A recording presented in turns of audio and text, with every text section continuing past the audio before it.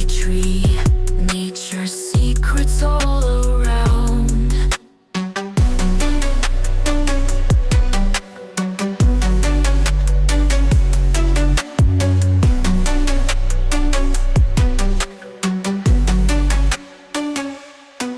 Sunlight dances through the leaves.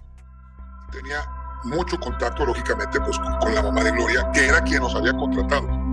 Eso sí, la condición de representar a Gloria era que se representara y se defendiera a Sergio. Y a Mari en consecuencia, pero era a Sergio.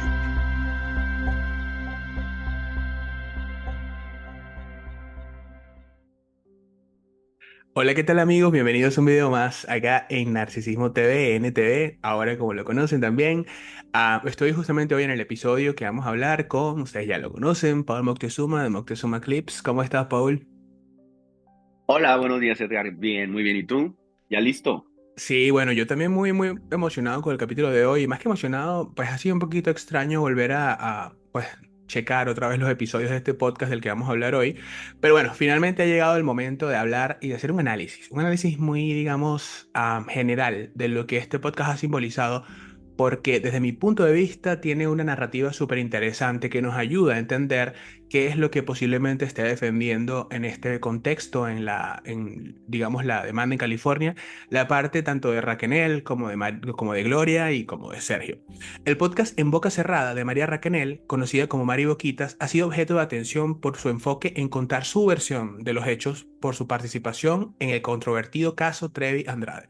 En este podcast, Raquel narra desde su perspectiva su relación con Gloria Trevi, Sergio Andrade y el resto del clan, con el objetivo de limpiar su imagen y ofrecer un relato alternativo al que la opinión pública ha manejado por años, Paul. Que asesoraran a la familia de Karina Yapor. ¿Ya lo investigaste alguna vez en tu vida? He oído cosas. No, no sabes. No sabes quién los mandó. ¿Quién mandó a los abogados a la familia de Karina Yapor y quién los convenció de que presentaran la denuncia? Dinos Ahí tú. está el detalle, como diría Cantinflas. Mira, te lo voy a decir como es. La demanda era una charada, fue manipulado políticamente, fue apoyado por las más altas esferas políticas de México y de Brasil.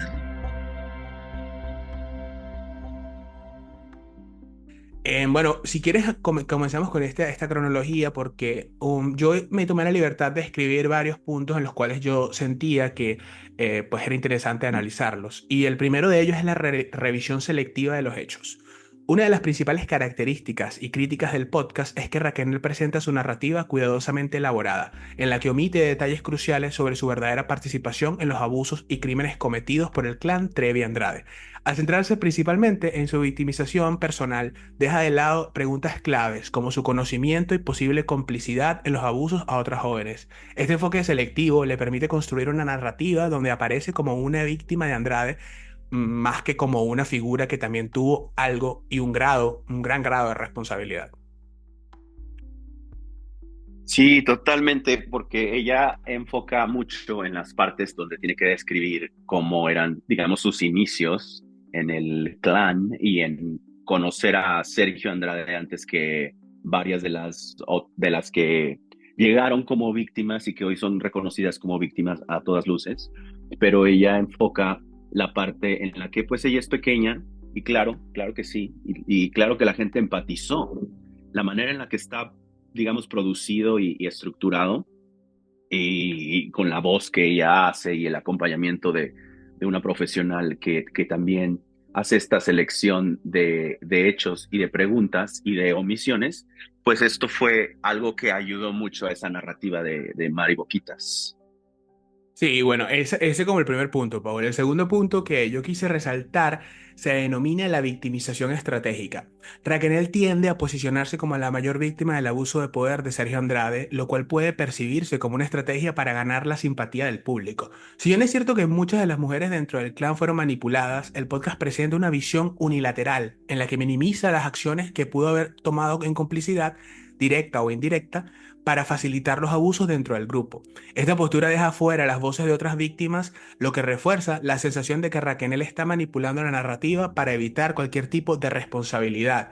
Y esto pues es interesante también verlo porque yo creo que el más grande, digamos, la más grande manipulación que hubo en este podcast se ubica precisamente en el episodio número 19 y es con respecto a la participación de un abogado que en ese momento pues iba a ser representante de Raquel, de Gloria y de Sergio, y en el cual pues tanto la reportera española como Raquel le hacen preguntas que dejan claramente ver cuáles son sus posturas acerca de este caso, y ellas pretenden instaurar la narrativa de que el caso en Chihuahua fue injusto.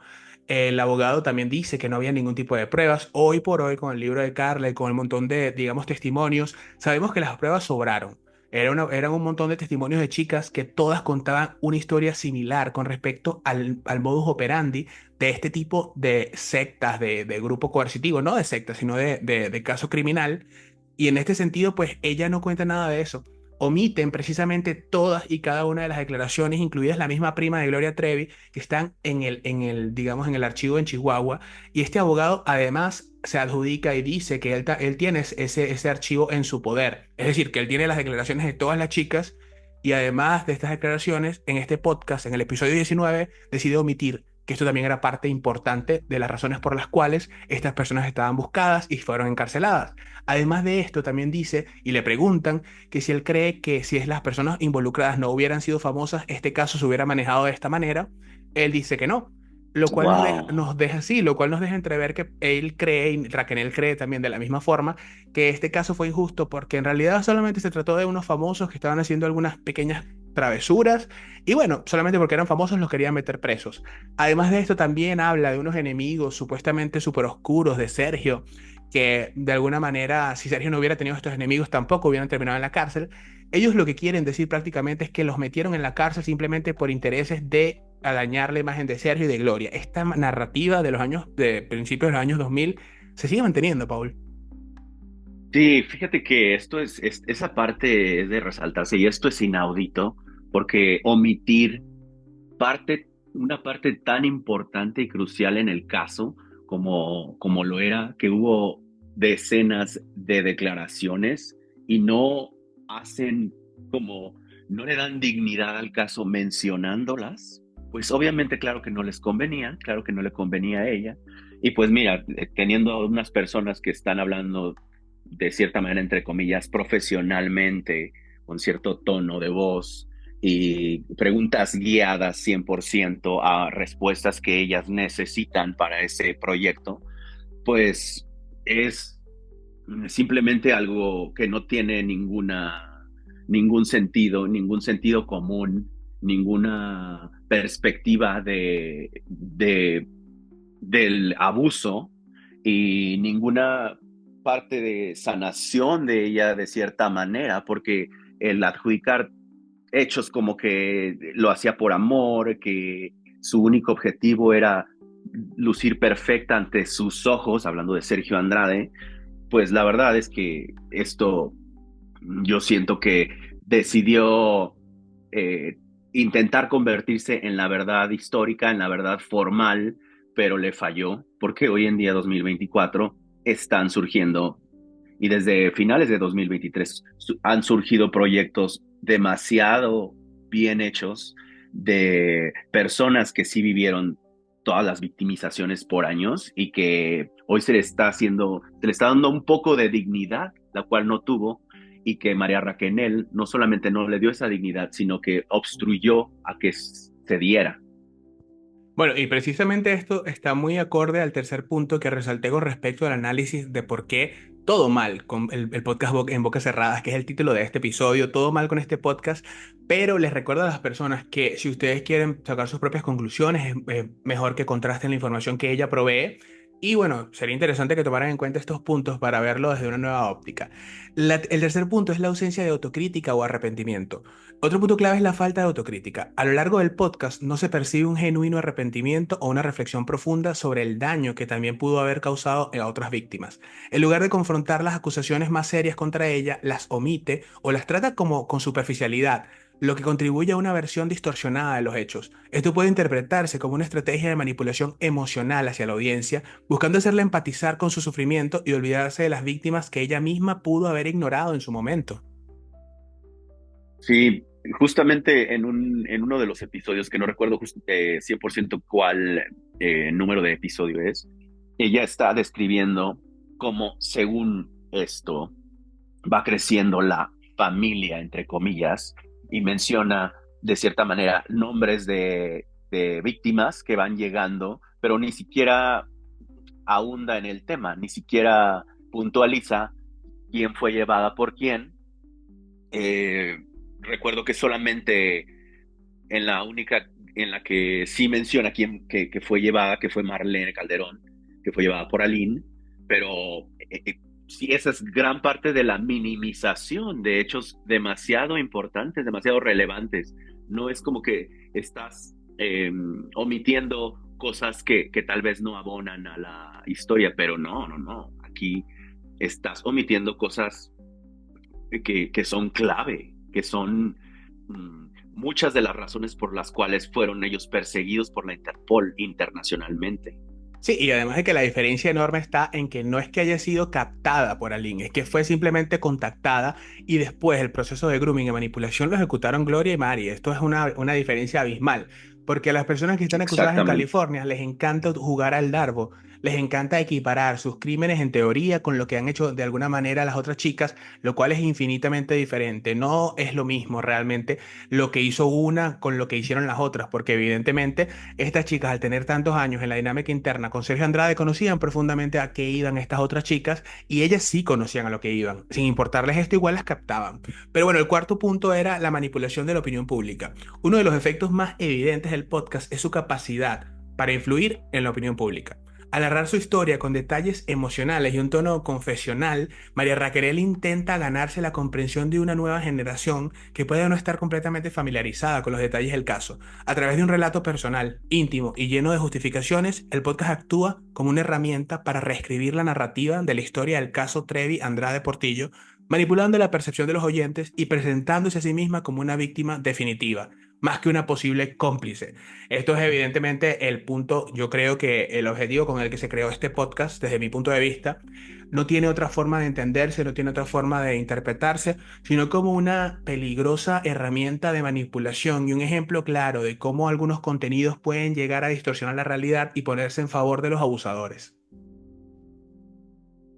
Precisamente el elegir ese nombre para ese título para el nombre del podcast, pues desde ahí ya comenzaba la manipulación, en mi opinión, porque claramente ella pone la perspectiva como que ella fue una víctima que nunca habló y hoy por primera vez está hablando y está diciendo sus verdades, pero ella no cuenta y omite cómo varias personas estuvieron con miedo por años y no salieron a la luz, no levantaron la voz y lo habían hecho en denuncias y digamos, en una corte y solamente se les dio la espalda, no se abrieron carpetas de investigación por cada uno de estos casos y todos 100% están concatenados porque todos apuntan a tres personas en específico que estaban hasta la punta de la estructura y que ellos eran quienes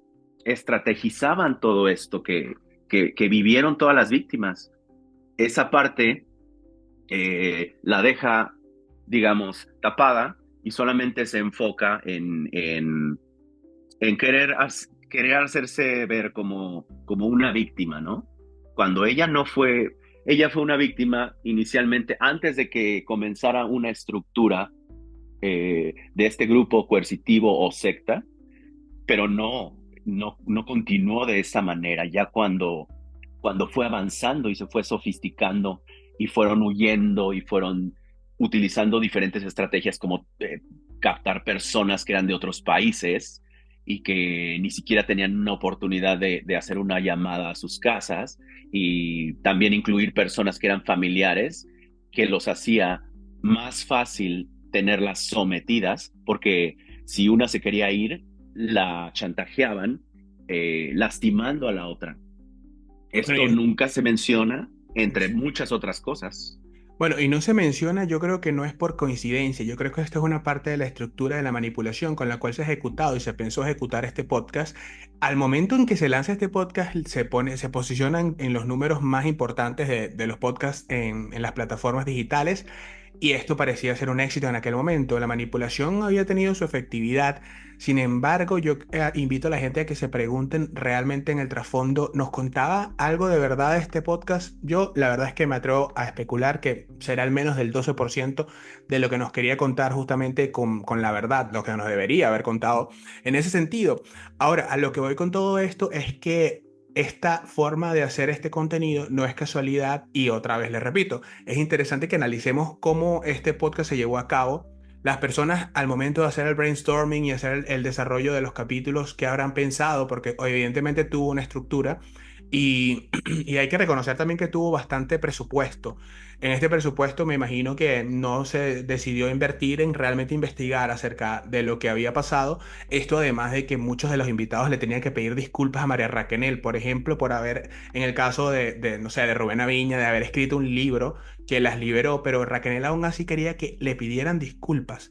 Wow. Entonces esto te da a entender la poca introspección que tiene esta persona con respecto a lo que se vivió. O quizás sí la tenga, sí tenga la conciencia, bueno, no la conciencia, sí tenga el conocimiento de lo que vivió y lo que hizo vivir a las demás, pero prefiere evidentemente manipular porque esta es la forma en la que sabe mantenerse en el lado de la inocencia aparente y artificiosa. Pero bueno, como último punto de este análisis tengo la omisión de datos importantes y esto es para mí, no que sea el último, es el menos relevante, sino está entre lo más importante. Es un aspecto crucial que se ha criticado, es la omisión justamente de datos clave sobre otros miembros del clan Trevi Andrade y las otras víctimas que estuvieron involucradas. Raquel en varios episodios evita mencionar nombres, detalles o sucesos que podrían incriminarla o abrir espacio a preguntas sobre su verdadera participación. Esta omisión no solo cambia la percepción sobre el caso, sino que también perpetúa una narrativa incompleta, donde la historia de muchas otras personas queda relegada o borrada. Ella incluso manda indirectas a Karina en algún punto y en el mismo podcast pone en duda la veracidad de las denuncias de Karina, porque si de algo se trató en los últimos episodios, si de algo se trataron en los últimos episodios de este podcast, era en poner en duda la legitimidad de las denuncias, de la denuncia que había en Chihuahua con respecto a ellos. Ella parece creer que realmente fue una injusticia lo que se vivió en Chihuahua y en Brasil, cuando hoy por hoy sabemos que era menos de lo que debieron haber pagado a estas personas por los crímenes que cometieron. Incluso en la narrativa de ella misma no admite los crímenes de Sergio de una manera tan directa, porque nunca menciona lo que le hacía Sergio a las otras chicas, ¿o sí? Yo no recuerdo. No, ella no menciona lo que le hacía Sergio a las otras chicas. Ella lo deja como al aire, como que no duda que haya sucedido eso, pero esto es una infamia porque pues tú estabas ahí todo el tiempo. Tú eras quien se encargaba de muchas cosas. Tú tenías candados, llaves de casas, documentos importantes, manera de trasladarse de un lado a otro y un punto súper importante que fue por lo cual los papás de Karina Yapor comienzan a mover todas las cosas es el punto en el que se encuentra al bebé Francisco Ariel en España, abandonado 100%, y en la manera en la que ella lo narra, lo pone para que las personas tengan compasión con ella, eh, poniéndose en un nivel en el que ella, como buena persona, está encargándose de un bebé y que ese bebé esté bien. Pero hay documentos que también se analizan hoy en día donde se habla del extremo mal estado del bebé, de la desnutrición extrema, y esto nunca lo menciona.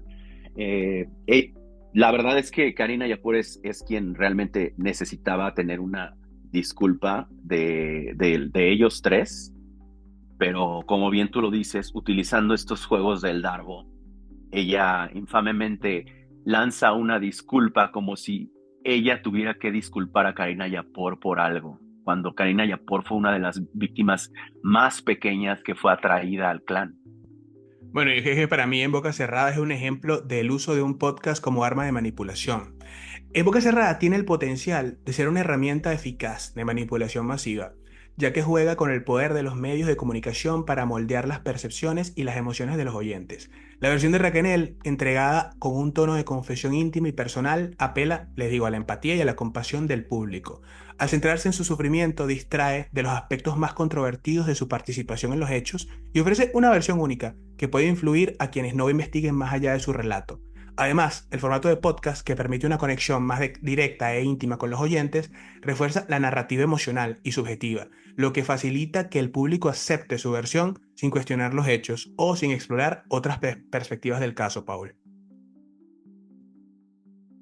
Sí, la manera en la que, como decía yo, la manera en la que está estructurado y está hecho, pues sí, yo siento que mucho del objetivo que ella tenía, que era lavar su imagen, un poco de eso sí se cumplió y creó mucha confusión, porque era un momento estratégico en la línea del tiempo en el que o bien algunas personas habían olvidado cosas o otro sector de las personas no sabían esas cosas que ocurrieron porque esto ya tiene muchos años, entonces como ya no se habló de ello, pero porque personas con poder hacían que no se hablara o que si se hablaba iba a ser de la manera en la que ellos querían, revictimizándolas al 100%. Sí, realmente es así. Bueno, y a modo de conclusión, mi gente, les quiero decir que el podcast de María Raquel en Bocas Cerradas es un ejemplo claro de cómo los medios pueden ser usados para manipular la percepción pública, mediante la omisión de datos relevantes y la presentación de una narrativa sesgada. La falta de autocrítica, la victimización estratégica y la revisión selectiva de los hechos son indicativos de una agenda personal para redimir su imagen pública, mientras que simultáneamente se reescribe la historia de uno de los casos más polémicos en la farándula mexicana. Si les gustó este video, mi gente, dale me gusta, comenten abajo y suscríbanse al canal. Esto ha sido una coproducción de Moctezuma Clips y Narcisismo TV para ustedes y les decimos, ¿qué opinan ustedes? Ahora que ven este podcast a lo largo de la historia, ¿cómo será recordado en Bocas Cerradas? ¿Como un arma de manipulación o como un podcast genuino que habla de la verdad? Por último, les quisiera decir que mucha gente adjudica que ella no quiso hablar de los abusos de las otras chicas porque respetaba la privacidad de las mismas. Sin embargo, esto carece de sentido porque realmente eso, ella al contar la historia y omitir ciertos detalles importantes que o coincidencias son justamente en los que ella se ve involucrada, ha dejado de lado mucho de este caso. Es una verdadera tristeza que haya utilizado esta oportunidad para salir con este montón de mentiras. De lo mismo, digamos, que con el embarazo de Gloria, cuando ella dice que de repente entró Gloria embarazada, ya no supo con qué, nunca le contó quién es el papá. Todo esto justamente pareciera ser algo que tiene que ver mucho con la manipulación, Paul. Exactamente, y yo creo que prontamente y de una buena manera está sucediendo que mucha gente está abriendo los ojos y se están replanteando las cosas que de cierta manera habían creído. Hoy en día yo pienso que la credibilidad ha cambiado. Si se hace un censo de esas personas que habían creído, yo pienso que ahorita ya es algo muy diferente a como fue más o menos hace un año. Entonces, la verdad es que a mí me da gusto que se está haciendo justicia y se le está dando dignidad, porque hay muchas de las víctimas que están siguiendo adelante con proyectos y dando la versión en la que todas ellas coinciden. Y que bueno, en California hay 3 personas acusadas y a lo largo del tiempo nunca ha cambiado esto, nunca se ha salido ninguno de los 3 de la ecuación. Efectivamente. Hasta la próxima, chicos. Defensa. Si ninguno de los 3 involucrados hubiera sido famoso, ¿esta historia se hubiera escrito de otra manera?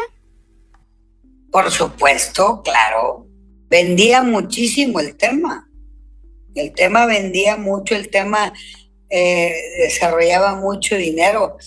Otra pregunta, si Sergio no hubiera tenido problemas con oscuros enemigos como tú indicas, ¿esta historia se hubiera escrito de otra manera? Por supuesto. Robert. Gentle breeze that sways the trees, heart to heart with nature free. Whispering what's calling me, echoes of eternity. Gentle breeze that sways the trees, heart to heart with nature free.